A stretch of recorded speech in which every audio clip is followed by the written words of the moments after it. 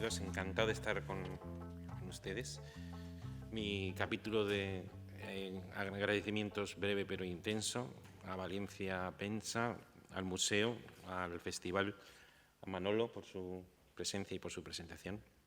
Deseo que este festival, que cumple 3 ediciones, tenga una vida larga y fructífera, y gracias, por supuesto, a los asistentes.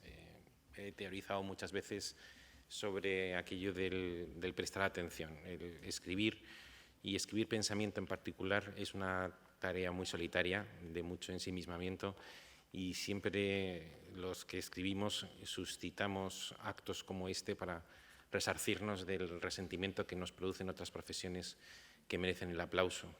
Como por ejemplo, alguna vez lo he contado, los actores. Fernando Fernán Gómez decía que por qué había que aplaudir a los actores, simplemente hacían su trabajo. Y como había ido alguna vez al notario, decía, y que veía como el notario, después de estampar su firma al pie del documento, pues nunca ni los testigos, ni los comparecientes, ni los oficiales irrumpían en aplausos, simplemente hacían su trabajo. Y sin embargo, a los actores les aplaudimos por hacer lo mismo.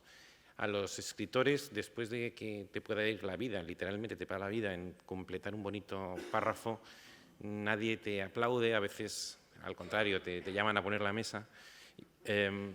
Y eso hace que seamos personas llenas de rencor. Y suscitamos actos como el presente para que, aunque sea de manera protocolaria, desvaída y desganada, algún tipo de aplauso nos podemos ganar al final del acto. Y como a veces ni siquiera ocurre eso, yo suelo llevar una cassette con aplausos enlatados para que los pongan por si acaso. Es un placer poder compartir ideas. Los actos presenciales como el de hoy aportan algo que de ninguna manera puede ser sustituida por otros procedimientos. Hay un carisma, hay un hechizo en los actos presenciales como este. Por otra parte, yo he hablado ya muchas veces de la tetralogía, y la parte más interesante para mí es gozosa la primera, que es la de exponer algo sobre esa tetralogía, pero la incitante para mí es más bien la segunda, que es la parte en la que ustedes puedan suscitar cuestiones, reservas, curiosidades, interrogaciones sobre lo que voy a decir, o si alguien ha leído algo o no lo ha leído, pero ha hecho lo que un amigo llama la lectura solapada y ha mirado una solapa de mi libro alguna vez y eso ha generado algún tipo de curiosidad, pues con mucho gusto me encantará, porque uno ya, bueno, yo sé lo que voy a decir, la capacidad de sorpresa sobre lo que voy a decir es mínima para mí, pero en cambio la reacción de la gente sí que me suscita una sorpresa, tiene algo de novedad, pone uno a prueba sus ideas y para mí es la parte más interesante. Aunque también digo, la que ahora inicio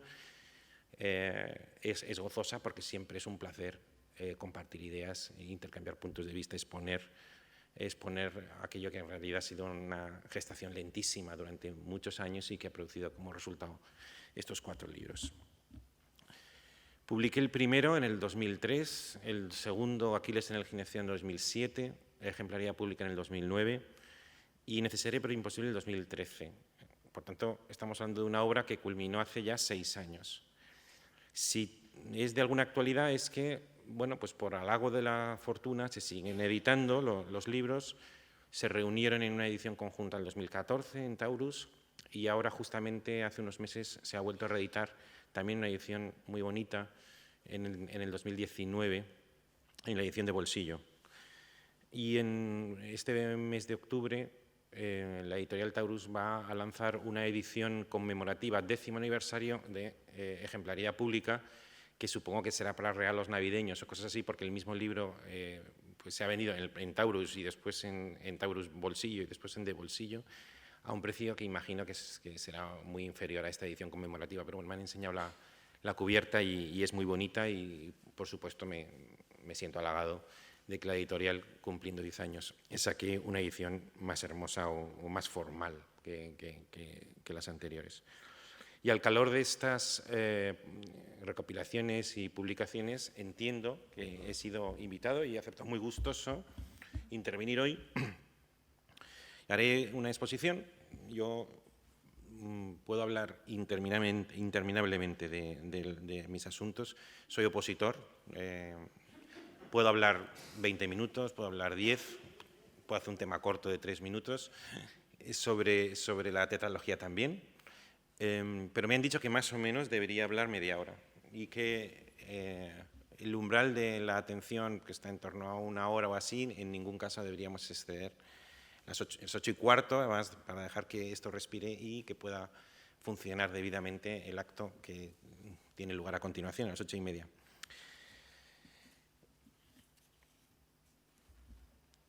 He escrito unos prólogos, que son prólogos muy conscientes, a la edición de 2014, la recopilación de 2014 y ahora la de 2019. No hace falta comprar los libros porque están en Internet, porque se prepublicaron, uno me parece que en La Vanguardia o los dos en El País, no recuerdo. El último ha sido en El País. Y me voy a basar en mi exposición, aunque sea un poco de puntillas, pero en el prólogo del 2014, en el que he escrito recientemente, en 2019, trataba de salir al paso, aparte de otras consideraciones, sobre el uso que a mí me parece un poco torvo, torticero, avieso, que a veces ha hecho de la ejemplaridad en el debate público. He tenido la fortuna de no solamente escribir los libros, sino ser testigo de su recepción, buena, mala, mucha o poca, y también a veces del uso indebido que, a mi juicio, se ha hecho del concepto. Cuando publiqué Ejemplaridad Pública en el 2009, lo comento a veces, lo he comentado en alguno de los ensayos que reúne mi libro Filosofía Mundana, la editorial me pidió que cambiara el título, que el concepto de ejemplaridad pública no funcionaba. Publiqué el libro en octubre, solo 2 o 3 meses después lo utilizó por primera vez el rey en su discurso navideño. No evidentemente porque hubiera leído mi libro, sino porque era indudable que el concepto satisfacía una demanda que otros conceptos, por lo menos en ese momento, no lo estaban haciendo. Y luego he visto, como digo, que ese concepto ha sido utilizado de una manera que definí en ese prólogo de 2019 como ejemplaridad antipática. Ejemplaridad antipática. Es la ejemplaridad utilizada como instrumento para acogotar y anular al adversario político. Es decir, una ejemplaridad como intolerancia, cuando yo lo concibo como un ideal de indulgencia con el otro y de autoexigencia. Y por consiguiente no debiera ser ese concepto que se utiliza en la lucha y en la rivalidad política para tratar de anular al adversario, que es como normalmente se utiliza el concepto de ejemplaridad en el debate público. Os garantizo que en estos últimos años un político se saltaba un semáforo en amarillo y me llamaban para pedirme opinión sobre cuál era mi criterio desde la perspectiva de la ejemplaridad, que alguien pues, no pagara una cuota del club de campo o que se saltara un semáforo o cualquier otra cosa, convirtiéndome en Mister Ejemplaridad, pero en el mal sentido, en una ejemplaridad muy antipática y, por tanto, no ese ideal de fascinación, de elevación, de autoexigencia, que es el que yo había propuesto en mis libros. La tetralogía termina con Necesario y Imposible, es el libro de 2013, y al final del cual escribí un corolario, así lo llamé. Sentí la necesidad de escribir ese corolario que nada tenía que ver ni con el libro ni propiamente con la tetralogía y que titulé Raptado por las musas, ensayo de una vocación literaria. Y ahí trataba de explicar y explicarme a mí mismo la pregunta que me formulaba entonces y que se puede enunciar brevemente de la siguiente manera. ¿Por qué, me decía a mí mismo, por qué dedicas o has dedicado las mejores horas del día, los mejores días del año, los mejores años de tu vida a algo que nadie te ha pedido? Y la única respuesta que yo encuentro a esa pregunta es la vocación literaria, que es una vocación rapiñadora, totalizante, esclavizante, y que hace que, como digo, que hagas un consumo infinito de la atención, algo que nadie te pide, muchas veces hurtando la atención a gente que sí te lo pide. O sea, que realmente es un fenómeno extraño de la naturaleza humana que en ese corolario presentaba como compuesta de 2 elementos, la visión, la visio y la misio. La visión y la misión. La visión es, tomé el concepto de una carta famosa que Rafael, el pintor, envió a un colega que hablaba de que cuando él pintaba algo tenía previamente una cierta visión del todo, La vocación literaria es completar la experiencia fragmentaria que todos tenemos. La experiencia que nosotros nos encontramos, con la que nosotros empezamos diariamente, es una experiencia del fragmento. Si fuera un puzzle de 50 piezas, están puestas 6 o 7. Vamos a tientas, a veces se adivina un sentido general, pero inmediatamente vuelves a la incertidumbre y a la oscuridad. La visión de la vocación literaria consiste en que completas con la imaginación las 45 piezas que faltan. Y de pronto tienes el descubrimiento emocionado del cuadro entero, de la fuente, del castillo, del arroyo o de lo que fuere. Esa es una visión. Entonces te produce indudablemente un enamoramiento, un rapto, un eros, lo califica Max Scheler. Y también en determinado momento Platón hace decir a Sócrates que justamente la filosofía es un rapto de amor. Una fascinación que tiene que ver más con los placeres de la imaginación que con una visión empírica o con una experimentación de la vida. Por tanto, la vocación literaria, en primer momento, como esa visión completada por la imaginación de la experiencia fragmentaria del mundo. Y cuando tienes esa visión, te entra un apremio, una ansiedad infinita de que aquello que has podido presentir o preintuir en la mente no fluya como todas las cosas que viven y que existen por la corriente de la nada y acabe desapareciendo. Y entonces te preguntas dónde y cómo darle soporte a esa visión. En mi opinión, esto último tiene que ver con un problema de estrategia comunicativa, porque una vez que tienes la visión, ¿qué haces con ella? Ya no le es tan esencial, sino que tiene que ver, como digo, con una táctica o con un problema de estrategia comunicativa. Si eliges el pentagrama para darle soporte a esa visión efímera sin ese soporte, pues eres músico. Si eliges el mármol, eres escultor. Si eliges el lienzo, eres pintor. Y si eliges la literatura, es decir, poner una palabra detrás de otra, porque eso es básicamente la literatura, pues entonces eres literato, escritor, como quieras llamarlo. Y puedes elegir el género dentro de la literatura. Puedes decir, bueno, pues el género narrativo, que le hace justicia a nuestra esencia temporal, o el conceptual, que no le hace tanta justicia, pero que a cambio apresa la variedad de lo humano en un concepto claro, diáfano, coherente, sistemático. Y eso, si finalmente escoges lo último, el concepto, donde es como apresar ¿no? Tratar de apresar el agua en una jaula, pues finalmente te conviertes en filósofo. Tengo un concepto que he expuesto ya en varios sitios de la filosofía como literatura conceptual. En mi opinión, la filosofía es literatura. Nace de una visión, si realmente te consideras o aspiras a ser filósofo, nace de una visión, por tanto nace de un enamoramiento.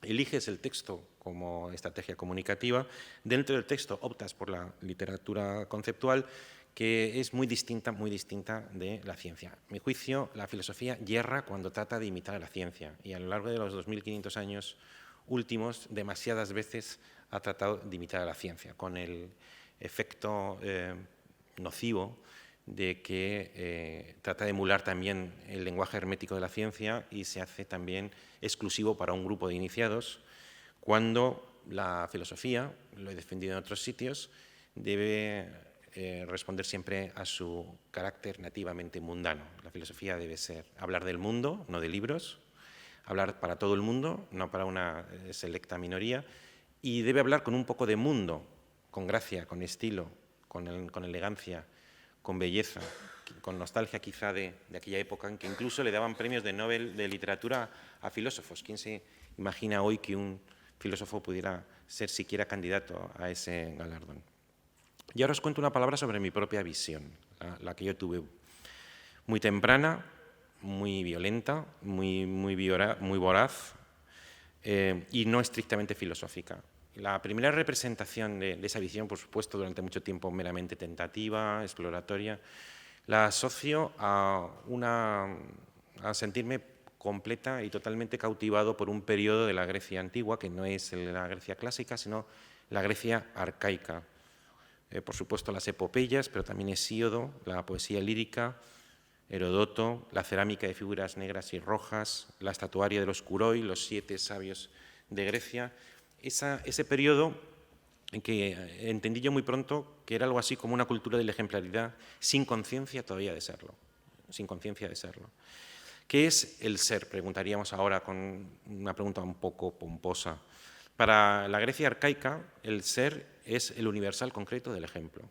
Luego, con mucho gusto, ahondamos en esto durante el diálogo, si os parece. ¿Qué es lo justo? ¿Qué es lo bello? ¿Qué es lo útil? ¿Qué es lo bueno? ¿Qué es lo santo para la Grecia arcaica? Lo que hacen y dicen los héroes paradigmáticos y prototípicos. ¿Y qué debemos hacer ante la exhibición de un paradigma de esa naturaleza? Imitarlo. Y ese es el meollo o la almendra de mi particular visión, que fue muy inicial y de la que ya subyacen los dos elementos que estructuran mi propia obra, que es una ontología, que es el ser, el universal concreto, y una pragmática, que debemos hacer, imitar el ideal. El ideal.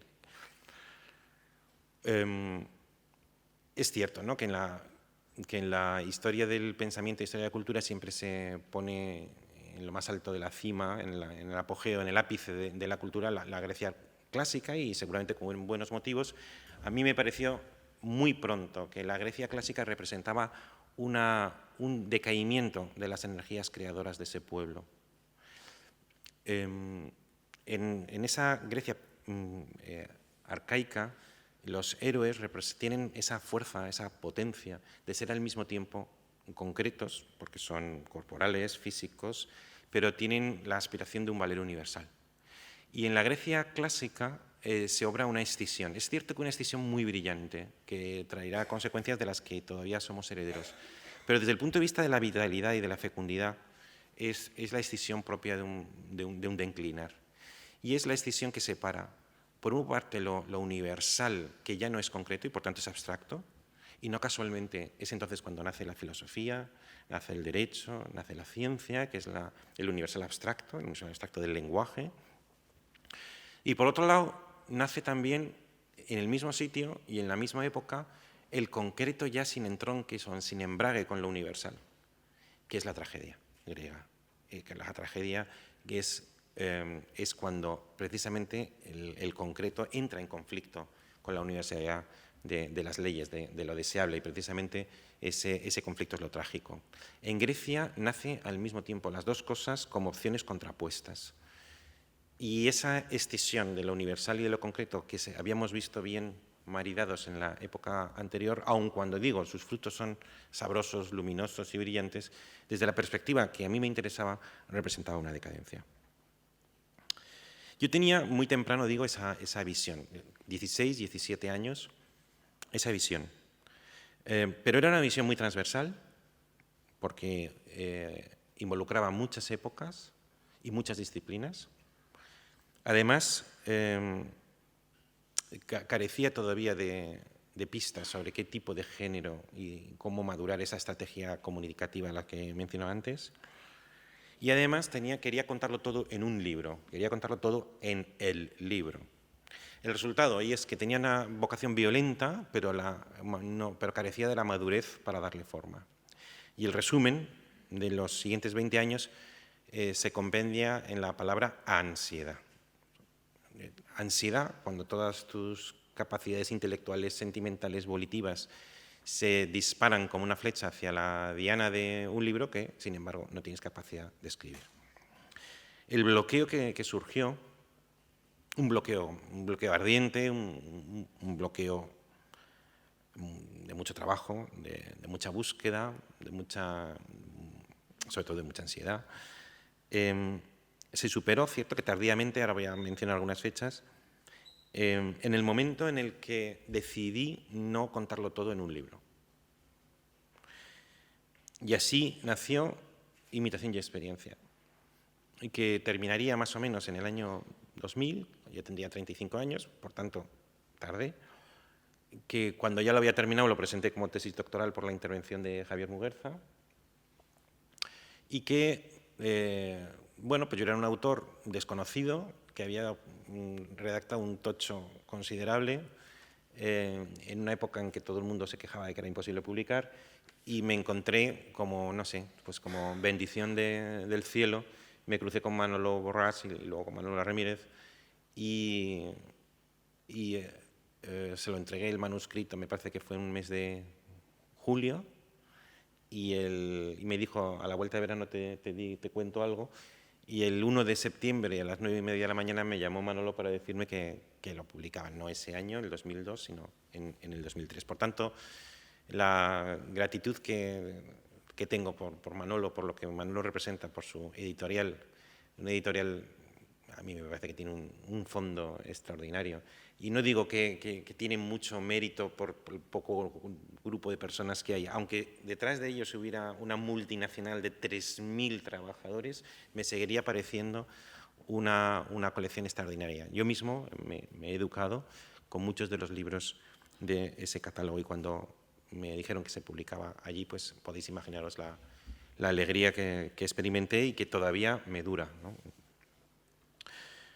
El libro de Imitación y Experiencia era un libro muy complicado porque en mi mente estaba escribir la última parte, la teoría general de la imitación, los fundamentos de una teoría general de la imitación.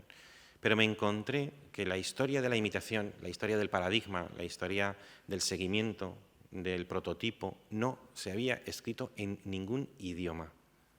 En ningún idioma existía una historia de la imitación, de la teoría de la imitación, desde los presocráticos hasta Derrida, pongamos por caso.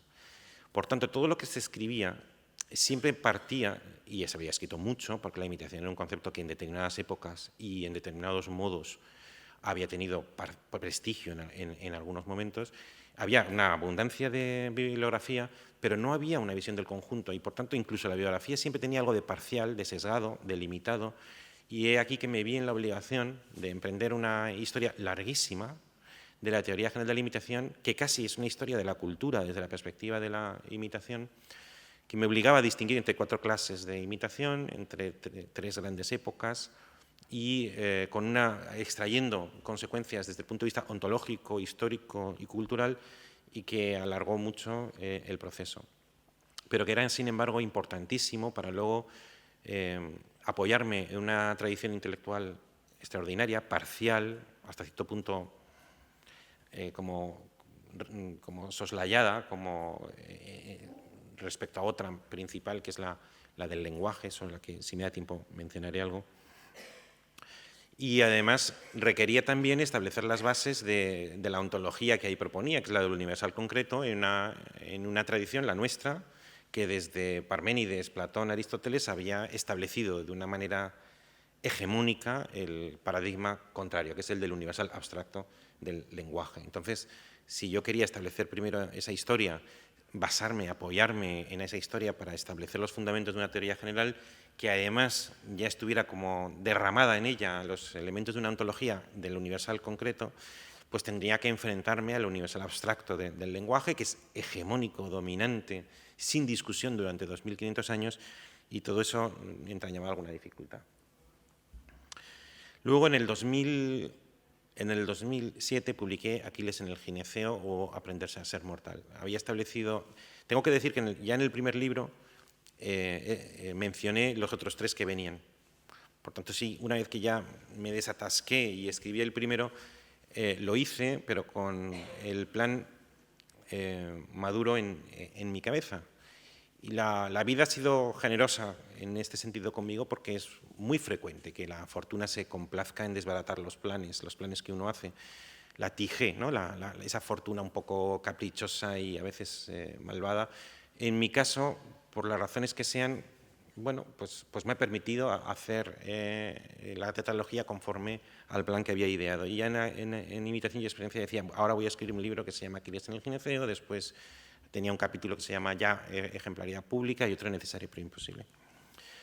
Aquiles en el gineceo, Aprender a ser mortal, nace también de una fascinación muy temprana, muy temprana. Una vez, no recuerdo cómo, me parece que era con el diccionario de mitos de Pierre Grimal, tendría 15, 16 o 17 años y me produjo un deslumbramiento inefable, en el sentido literal de la palabra, que es de no poder fablar bien de ello, no poder expresarlo con palabras, el conocimiento no de la época de la madurez del héroe, sino de su adolescencia.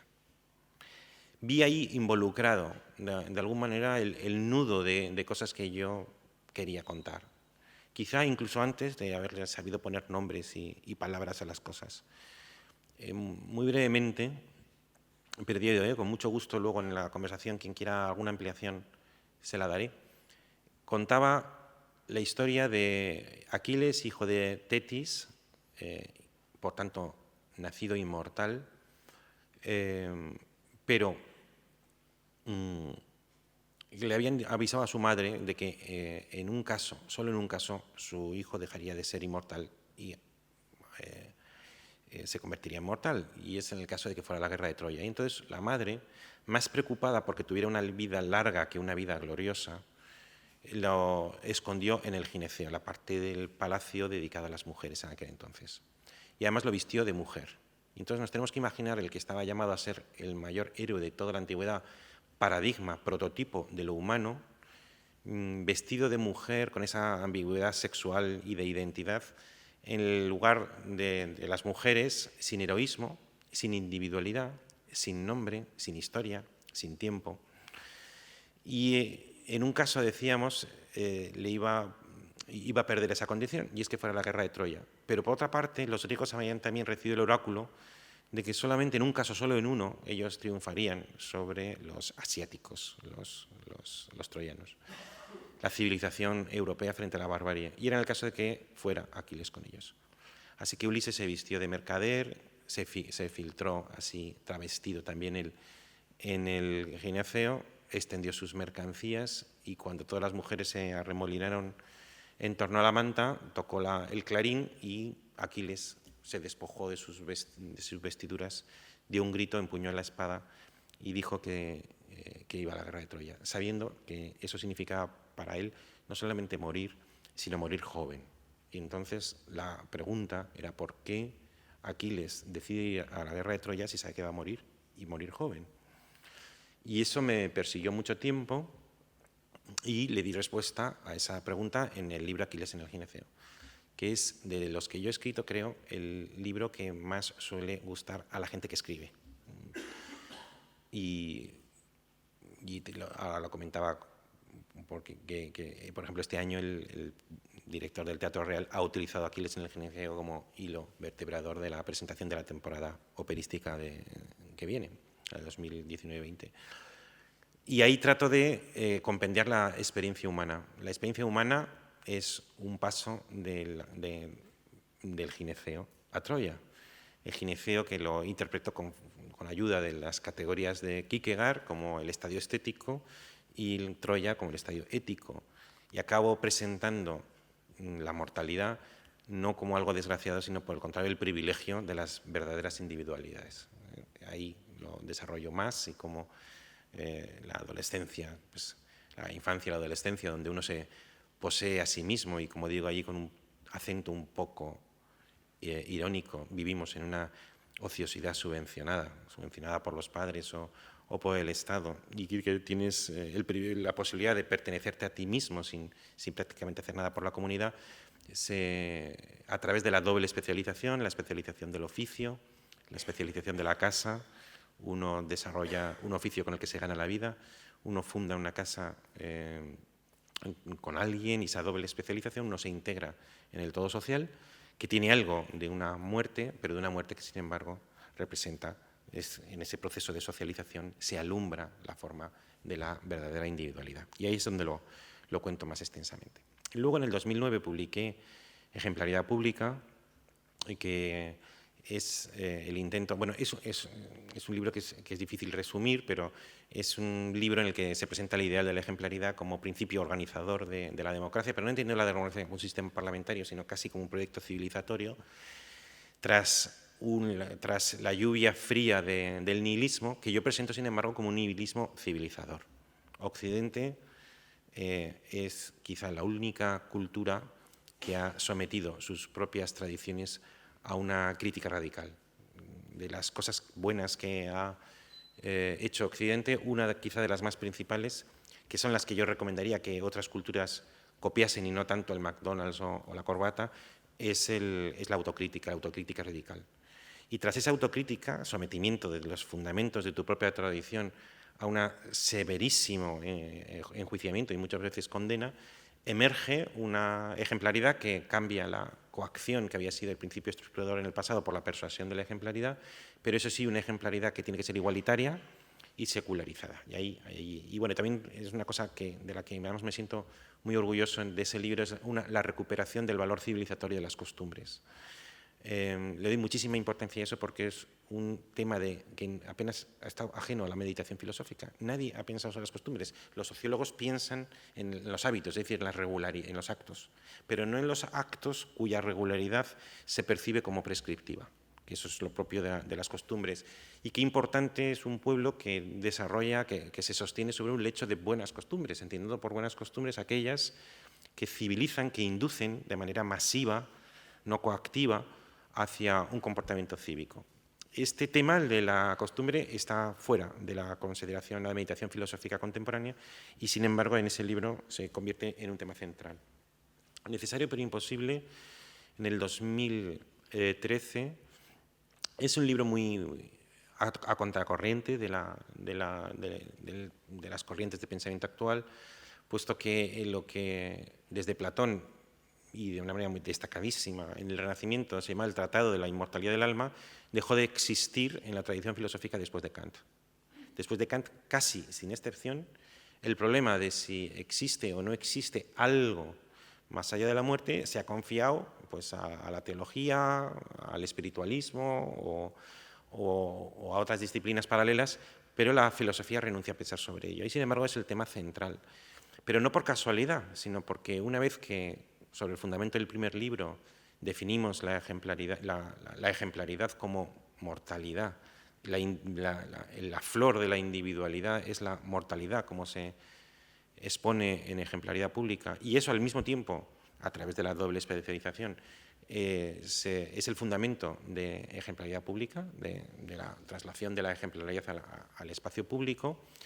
Me parece una pregunta no solamente pertinente, sino inexcusable, si esa flor que hemos visto nacer en el segundo y en el tercer libro, su historia termina en la muerte biológica o hay o no, y bajo qué condiciones podemos pensar en una continuidad del humano más allá de la muerte.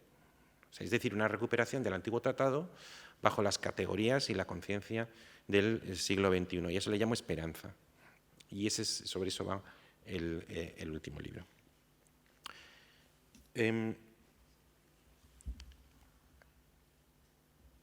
No es una tetralogía de una exposición sistemática. Evidentemente podía haber escrito 4 libros que fueran ejemplaridad y ontología, ejemplaridad y lógica, ejemplaridad y ética, ejemplaridad y sociología. Y en algún ensayo recogido en Filosofía Mundana establezco un poco las líneas de cómo la estela de la ejemplaridad puede quizá iluminar los sectores por los que va atravesando, y como quien quisiera, y alguna persona lo está haciendo, puede hacer una exposición sistemática de lo que, y esto es lo que quería decir ahora, en la tetralogía está expuesta no de una manera científica o por disciplina, sino más bien de una manera literaria, siguiendo el principio orgánico y literario de un libro y no haciendo prevalecer esa exposición lógica o sistemática, sino más bien escribiendo como si uno escribiera una novela, de tal manera que se puede leer cualquiera de los libros de manera independiente y tiene privilegio total la exposición literaria. De hecho, y algunas gentes me lo han dicho, me lo han hecho notar, y reconozco que me gusta cuando me lo dicen, y es que cuando yo termino un capítulo, trato de que el lector experimente algo parecido cuando termina el capítulo de la novela. Y es la gran pregunta del narrador. Y es, ¿y ahora qué pasa? ¿Y ahora qué pasa? He llevado este capítulo 8. ¿Y ahora qué ocurre? Y esa especie de ansiedad, esa intriga, en el fondo me están contando un cuento. Aunque sea a través de conceptos, es muy importante para mí y he tratado de desarrollarlo en los 4 libros. Eso sí, espolvoreándolo de ontología y pragmática, que son los 2 elementos que ya vertebraban la segunda parte de Imitación y Experiencia. Luego he publicado otros libros, pero centrándome en la tetralogía, publiqué La imagen de tu vida, A imagen de tu vida es un libro dedicado a la ejemplaridad póstuma. Al final, todos vivimos sin saber distinguir, porque no tenemos distancia, entre lo que es accidental y lo es esencial en nuestra propia vida. Y de pronto te mueres, y cuando te mueres es algo así como que entregas la imagen de tu vida a las personas que custodian esa imagen, los que te sobreviven, y es como si de pronto se descorriera las cortinas y apareciera el cuadro entero por primera vez, con toda la emoción que eso representa, con todo el descubrimiento y también con toda la melancolía, porque el conocimiento siempre es póstumo. Y ahí le saco jugo al concepto de aletheia, verdad en griego, como una etimología basada en alethos, no olvido. La verdad como el no olvido. Por tanto, la verdad como aquella imagen de la vida de una persona querida que permanece en la memoria de las personas y que es lo esencial de ella y que permanece vivo mientras es recordado. Ese libro que tiene humana perduración, que es un ensayo que a mí es fundamental en mi exposición, propiamente la imagen de tu vida, me interesa mucho el concepto de posteridad y el concepto de gloria, no como frivolidad o como adorno, sino como la exhortación de tener un comportamiento tal que sea digno de memoria, digno de perduración, digno de permanecer como ejemplo positivo más allá del mezquino plazo que la vida nos otorga. Y por otros motivos, últimamente he estado leyendo cosas sobre la gloria en los romanos y me he enterado, cosa que yo no sabía, que Cicerón tenía un tratado sobre la gloria, desgraciadamente desaparecido. Y contiene un monólogo teatral que escribí y que se publicó en El Mundo, luego lo leyó el director del Centro Dramático Nacional, lo llevó a escena y se estrenó hace un par de años y luego giró, y que es un monólogo que escribí con ocasión de la muerte de mi padre. Así que también tenía algo de la imagen de la vida, que si había estudiado, bueno, pues la de Aquiles o la de Cervantes, la imagen de tu vida, pues en este caso era llevarlo a una imagen que no rescato de la historia, sino de mi experiencia particular. Este septiembre, publico un libro que se titula Dignidad. En algún sitio, en uno de estos prólogos, digo que la dignidad, que la ejemplaridad en el costado dramático, pragmático, no en el ontológico, se puede resumir en la palabra dignidad. Vi cómo en ese particular diccionario que todos los escritores tenemos, que son aquellas palabras que aparecen con más recurrencia y con más intención, la palabra dignidad estaba adquiriendo cada vez más un protagonismo señero. Y eso era así hasta que me di cuenta que estaba ya escribiendo sobre la dignidad. Y la gran sorpresa ha sido ver que no hay, atención, un solo libro de filosofía sobre el concepto de dignidad, a que no os lo podéis imaginar. No hay un libro sobre la dignidad con visión filosófica. El libro de Ferrater Mora, el diccionario de filosofía de Ferrater Mora, 4 tomos, no le abre entrada a la dignidad. Uno que he consultado de Routledge Philosophy, enciclopedia de filosofía con 2.600 entradas, no le abre una entrada a la dignidad. Por supuesto, la dignidad está en los debates de la bioética, en los debates jurídicos, en las grandes causas. Incluso hay una que conoceréis que se autoproclama indignados, pero que no se han parado a definir aquello cuya ausencia enciende su ira, enciende su protesta, y es un concepto que está siempre a la espalda. Así que, como uno hace cuando las cosas derelictas, se dice en derecho, las cosas abandonadas, me lo he apropiado. Era un concepto en busca de autor y he dicho, para mí. Y saco ese libro en septiembre, que de alguna manera es lo que quería decir, una prolongación del estudio sobre la ejemplaridad con otra aproximación, con otra perspectiva. Me encantaría hablaros luego de ellos porque tengo una cosa sobre Petrarca, que tiene una cosa hermosísima sobre dignidad y miseria. ¿Por qué hay tantos libros sobre la miseria y tan pocos sobre la dignidad? La respuesta, si quieres, luego os la doy con Petrarca.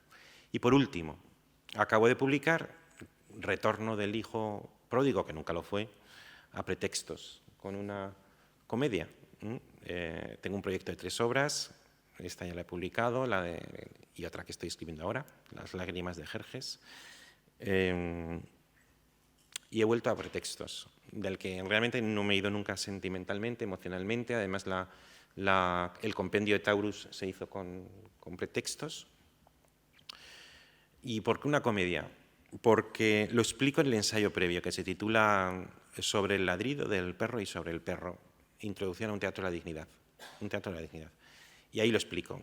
Pues, y además tampoco hace falta que compréis el libro, porque tampoco pasa nada por comprar un libro, porque creo que hay libreros aquí, ¿no? Pero vamos, en mi caso, no por mí, no lo hagáis por mí. Está publicado en La Vanguardia ese ensayo también. O sea que lo tenéis allí y está en internet. Ahí explico, ahí voy hilvanando unos cuantos cavilaciones sobre filosofía, teatro y humor. Y en lo que me concierne, yo he escrito bastante sobre el humor, soy partícipe recurrente en el Festival JA de Literatura de Humor de Bilbao. Acabo de mandar un vídeo porque me han pedido una intervención para felicitarles por el 10º aniversario. Y he ido varias veces. Y tengo un ensayo que se llama Teoría del aguafiestas, que es una figura muy española, sobre ensayo sobre el humor. Y pienso que el humor es uno de los agentes civilizadores más importantes, porque es un agente relativizador que combate, templa nuestra tendencia al totalitarismo político. Lo primero que elimina es el humor. Hay un libro muy bonito que explica por qué, que quizá es arriesgado, pero explica que en los orígenes del nazismo en Alemania se pueden remontar al siglo XVIII, cuando echaron al arlequín de la escena alemana, y que por lo visto una de las características de la literatura alemana es su ausencia de humor. Y claro, de la ausencia del humor al nazismo hay un paso. Luego el totalitarismo de la muerte, cómo combatimos la muerte, sino haciendo broma a su costa. Todos tenemos la experiencia de que no hay lugar donde haya más bullicio que en los sanatorios. Te entra un ataque de risa en los funerales, eso es muy frecuente, que para combatir el miedo a la muerte, al totalitarismo, lo relativizamos su imperio absoluto a través del humor. Y luego otro que a mí me gusta especialmente, quizá porque me concierne mucho, que es el totalitarismo del narcisismo. Y es la tendencia del yo a ocupar todo el espacio disponible, como el gas. Yo soy muy partidario del ego, pienso que el ego es creador, es imaginativo, produce progreso, pero no soy en cambio partidario de un ego no educado. Yo creo que es bueno tener un ego, pero hay que educarlo y hay que civilizarlo. Y el humor es muy importante para ello. Y entonces yo he escrito 4 libros sobre un ideal que se pretende universal, que es el de la ejemplaridad. Y una manera de saber si ese ideal de la ejemplaridad no es fanatismo es someterlo a la prueba del humor. Y he escrito esta comedia que, bueno, una de mis tesis fuertes a lo largo de los libros es que la ejemplaridad es conflictiva. La verdadera ejemplaridad es conflictiva. Y esa es la razón por la que, con mucha frecuencia, la ejemplaridad es odiada y muchas veces asesinada con violencia. Y este tema admite ser aproximado de una manera seria, grave, pero también de una manera humorística.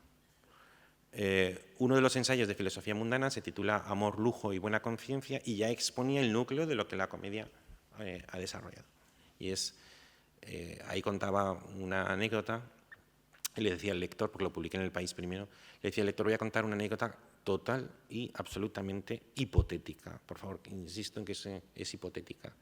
Entonces contaba cómo, imaginaos un señor que escribe libros y va con su mujer en un coche camino de una fiesta, de una cena en casa de unos amigos.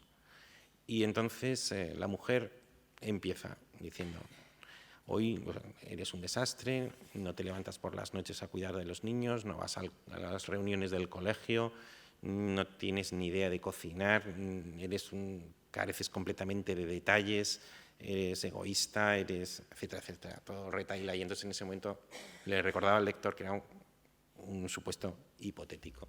Y la rociada se prolongaba durante todo el viaje en el coche y en eso, cuando llegan a casa de la hermana y de su marido, el marido le abre la puerta vestido con un delantal. Se ha pasado toda la tarde cocinando y la mujer le dice qué maravilla de marido tengo, porque además me ha dicho que no me ocupe de nada, porque además es un manitas, lo resuelve todo, yo no me ocupo de nada, se levanta por las noches, le da el biberón, voy a las reuniones del colegio, juega al fútbol, es una cosa estupenda. Y entonces la pregunta es, le preguntaba al lector, ¿de qué piensan ustedes que van a estar hablando a la vuelta en el coche? Este señor no ha hecho nada particularmente en ese momento, pero tiene un problema, y es que tiene cerca a una persona ejemplar. Y una persona ejemplar te abre juicio, porque es la constatación de que hay una virtud posible y cercana que te pregunta, ¿y tú por qué no? Entonces, si tú tienes a tu lado gente mediocre, pues eso te rehabilita. Por eso buscamos muchas veces la proximidad del mediocre, porque al lado del mediocre uno se siente rehabilitado. Claramente, yo podría hacer las sevicias que está haciendo esa persona, pero no lo hago porque soy virtuoso. Y al contrario, una persona que tiene la desgracia de tener una persona extremadamente virtuosa a su lado, pues contaba este microensayo, ¿qué hace? Primero, ¿qué puede hacer el marido acogotado? Decir que la regla no le es aplicable. La regla moral que subyace en el comportamiento de su cuñado no le es aplicable. Y entonces uno dice, bueno, es que Felipe está en paro. Bueno, pues claro, yo a lo mejor no hago todas las cosas, pero es que yo soy el sustento, soy uno de los dos sustentos de la casa.